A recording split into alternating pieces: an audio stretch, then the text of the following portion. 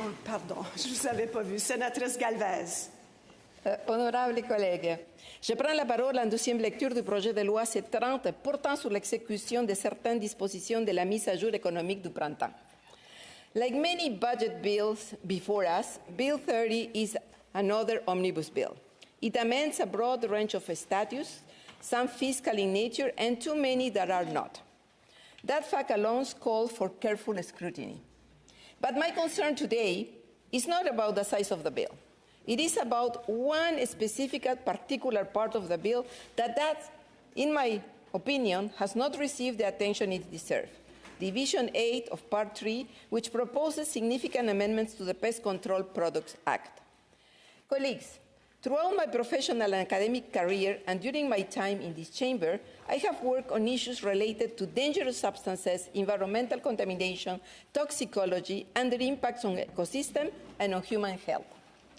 It is from that perspective that I rise today, not to oppose farmers, not to oppose innovation, not to oppose economic development. Quite on the contrary. I believe Canada can have a strong agricultural sector, a competitive economy, thriving exports, and robust food security. But I also believe these objectives are achieved because our public policy is guided by evidence, transparency, and sound science. The Pest Control Products Act was built on a simple but an important principle. Pesticides are substances deliberately designed to kill micro and macroorganisms. Before they are placed on the market, independent scientific experts evaluate whether the risks they pose to human health and the environment are acceptable. That is why pesticide regulation in Canada has historically been entrusted to Health Canada and to scientific assessment process insulated from political pressures. The purpose of the system is clear. Economic interest may be considered in many areas of public policy, but the determination of whether a pesticide is safe enough to be used should remain as a scientific determination. Bill 30 changes this principle. The bill will require the Minister of Health to consider economic security and food security in certain decisions under the Act. It will also create a mechanism allowing Cabinet to authorize the use of pesticides even after Health Canada scientists have determined that its environmental risks are unacceptable. Furthermore, Cabinet could reinstate products whose registration had previously been cancelled because of those risks. There are no technical amendments. They represent a fundamental shift in who decides and on what basis decisions are made. During the pre-study at the National Finances Committee hearing, senators repeatedly sought clarification on this very basic question. What exactly do economic security and food security mean? Officials admitted these terms are not defined in the legislation. They may eventually be elaborated through future policy or regulations. In other words, Parliament is being asked again to grant broad new powers without knowing precisely how the key concept governing those powers will be interpreted. Good legislation is built on clarity. Good governance is built on transparency. Public trust is built on accountability. When key concepts are left undefined, discretion expands and accountability diminishes. We are also told that these powers will only be used in exceptional circumstances. Yet, the legislation itself suggests something quite different. A pesticide deemed to be present an acceptable environmental risk could be authorized for 3 years, extended for another 3 years, and then kept available during a phase-out for up to 9 years total. That is not an emergency situation. Actually, it resembles more to a parallel approval pathway operating alongside the scientific process and with the capacity to override it. The scientific literature on pesticides and human health is extensive and continues to grow. For decades, researchers around the world have studied association between pesticide exposure and adverse health outcomes. Hundreds of peer-reviewed studies systemic reviews, and meta-analysis have linked pesticide exposure to increased risk of certain cancers, including the non-Hodgkin lymphoma, leukemia, and prostate cancer. Other studies have reported associations with Parkinson's disease, neurodevelopmental disorders, endocrine disruption, reproductive effects, liver dysfunction, and damage to the nervous system. The point is not that every pesticide causes every disease, nor is that every study reaches identical conclusions. The point is that scientific risk assessment matters precisely because pesticides are a biological active substance whose effects can be very complex, cumulative, and sometimes only fully understood after many years of research. Indeed, many pesticides once considered safe were later restricted or banned as scientific understanding evolved. Do you remember DDT? It came from the chemical weapon industry, extensively used during the war in Vietnam to defoliate whole trees, whole forests. When wars ended, there were large stocks of this toxic substance, and DDT found a commercial application as pesticide. History teaches us important lessons, and we need to prioritize the precautionary approach, in particular when it is at stake the human and environmental health. When uncertainty exists about substance designed to kill living organisms, weakening scientific safeguard is rarely a prudent course of action. The burden should not be on Canadians to prove harm after acute or chronic exposure. The burden should remain on regulators to demonstrate safety before approval. This is why independent scientific reviews are so important. And it is why the authority to override scientific conclusions should be approached with extreme caution. As an engineer that has managed infrastructure projects, I know how important is the economic dimension that deserves our great attention. Supporters of these amendments argue they are necessary to protect food security and economic security. Yet, the evidence presented to senators suggests a little bit of the opposite risk may also exist. Canada is one of the world's largest agricultural exporters. Our producers compete successfully because international customers trust the quality, reliability, and safety of our Canadian products. That trust is one of our most valuable economic assets. We cannot lose this, guys. Our Prime Minister has repeatedly emphasized the need to diversify Canada's trading relationship and reduce excessive dependence on one single market. And I completely agree. Expanding opportunities in Europe, in Asia, is in Canada's national best interest. But many of those markets apply a stringent pesticide standard. The European Union, for example, follows a more precautionary regulatory approach. When importing countries perceive regulatory systems as independent, science-based, and free from political influence, confidence increases. When political considerations appear capable of overriding scientific determination, confidence erodes. And confidence, once lost, is difficult to recover. You know that by personal experience. We have seen this before. Canadian agricultural exporters have previously experienced market disruptions when products approved domestically fail to meet the expectation of foreign buyers. The lesson is simple.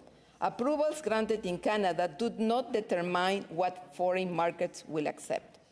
Weakening confidence in our regulatory system does not strengthen our competitiveness. It may undermine it. The irony is that many stakeholders acknowledged during the briefing that the principal challenge facing the regulatory system is not the excessive scientific rigor, it's its capacity. If approvals take too long, the solution is not to weaken science. The solution is to improve efficiency. If departments require additional resources, then provide them with more resources. If processes can be modernized, then modernize them.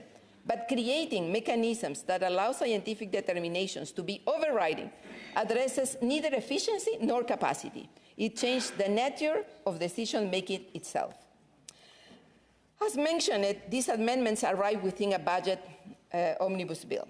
They were not introduced through a standalone legislation. They were not studied by committee with expertise in health, in environment, and agriculture. The Minister of Health did not appear to explain why these significant changes are necessary.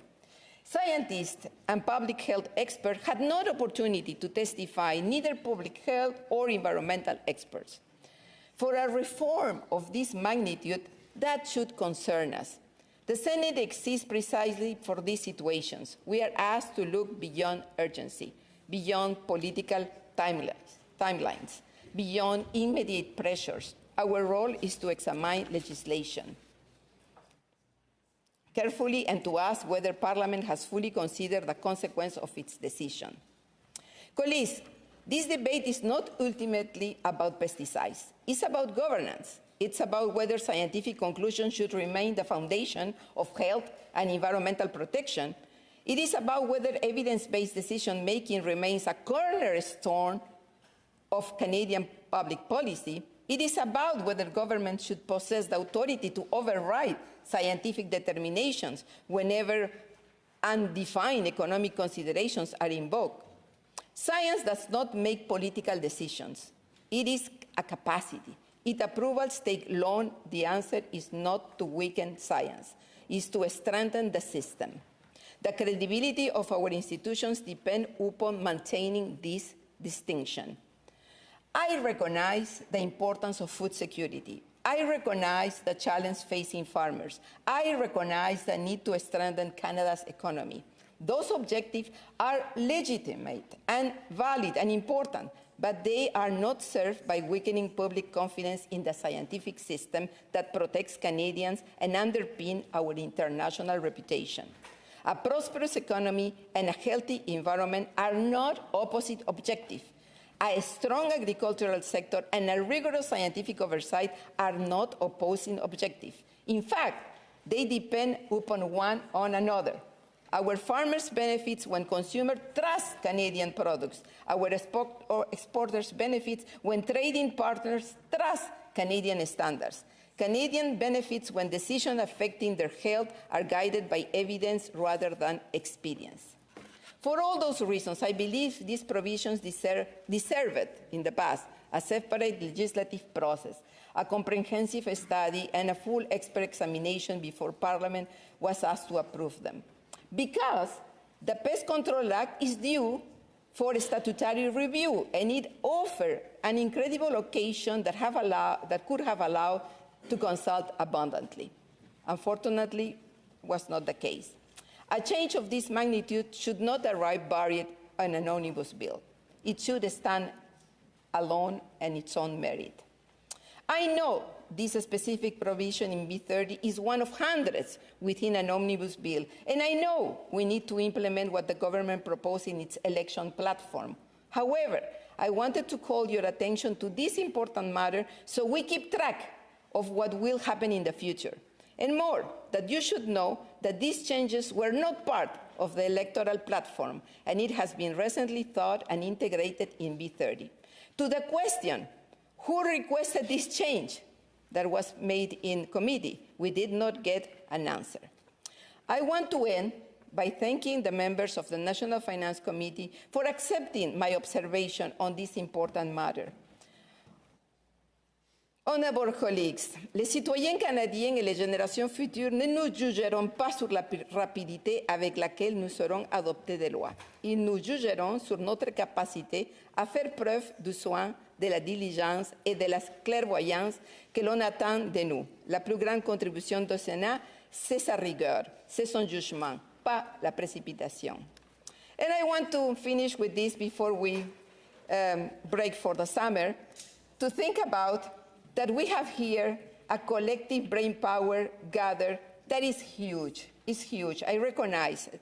And the last thing we want, dear colleagues, is to see this gray matter wasted or underutilized or even be replaced one day by artificial intelligence. We don't want that. So we need to harness it now and use it to improve our policies, strengthen our laws, and enhance the prosperity of all Canadians. I wish you a happy and family gathering during the summer. Merci. Thank you. Miigwech.